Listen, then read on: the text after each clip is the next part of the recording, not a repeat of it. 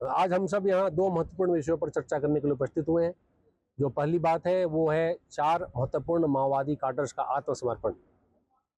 आप सबको विदित होगा कि दीपक और भीमा मंडावी जो 8 लाख के इनामी थे, DVCM रैंक के थे, और CC मोडेम बालकृष्णा के 3 प्रोटेक्शन टीम के लोग, कैलाश, रनिता एंड सुजीता, इन चारों ने आत्मसमर्पण किया है। दीपक ने अपने स्वचालित हथियार SLR के साथ सरेंडर किया है। यह इस जिले में दूसरा महत्वपूर्ण सरेंडर है।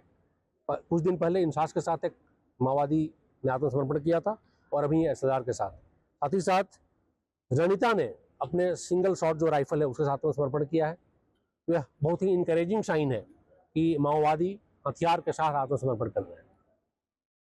हथियारों के ऊपर है शासन द्वारा स्वीकृत जो इनाम है। सर, ये किन परिस्थितियों में इन्होंने आत्मसमर्पण किया है? आप लोगों की तरफ से क्या प्रयास हुआ इसके? हमारे द्वारा सुरक्षा बलों के द्वारा लगातार प्रयास किया जा रहा है।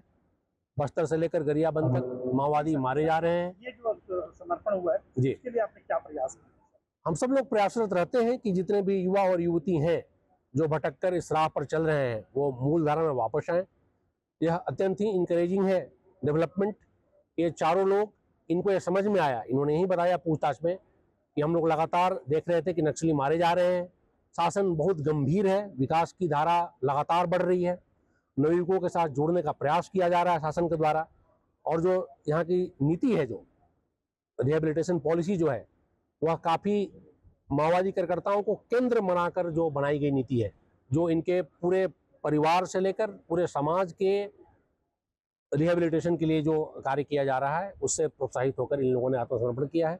इन्होंने ये भी बताया कि लगातार जब इनके द्वारा ऐसी बातें की जा रही थी कि अब हमें हिंसा का रास्ता छोड़कर सरकार के साथ जुड़ना चाहिए, तो सीनियर जो माओवादी काडर थे उनके द्वारा इनका शोषण किया जाता था, इनको पीटा जाता था, ये बोला जाता था कि ऐसी बात बिल्कुल न करो, हमें क्रांति को और हिंसा को आगे बढ़ाए रखना है।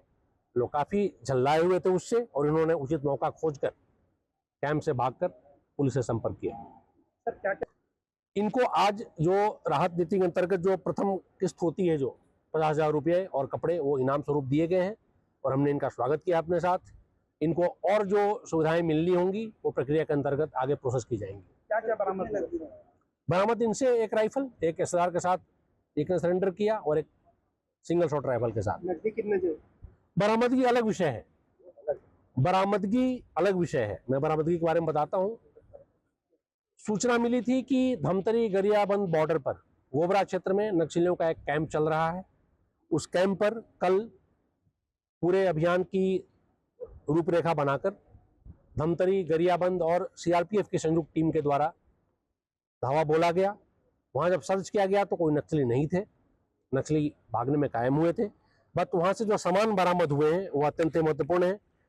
सामान आपके लेफ्ट साइड में डिस्प्ले है। मैं आपको ये बताना चाहूँगा कि कुल 16.5 लाख रुपया अलग अलग डिनोमिनेशंस के BGL लॉन्चर, विभिन्न तरह के हथियारों के कारतूस, उनके खाली कारतूस, भारी मात्रा में जो कोडेक्स वायर होता है, साथ ही साथ जिलेटिन रॉड्स जो होते हैं जिनका इस्तेमाल विस्फोट करने के लिए किया जाता है, वो बरामद हुए हैं।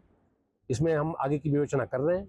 एक लैपटॉप भी आप देख सकते हैं वो बरामद हुआ है जो उसी डब्बे में पड़ा हुआ था।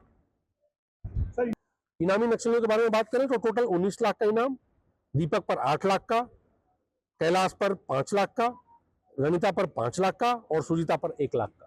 सर, इनके खुलासे से और भी नक्सलियों को पकड़े जाने में संभावना? जी, इन्होंने महत्वपूर्ण खुलासा दिया। इन्होंने बताया है कि जो माओवादियों के साथ युवा वर्ग चल रहा है वह दुखी है, फ्रस्ट्रेटेड है, वो केवल डर के मारे साथ में चल रहा है।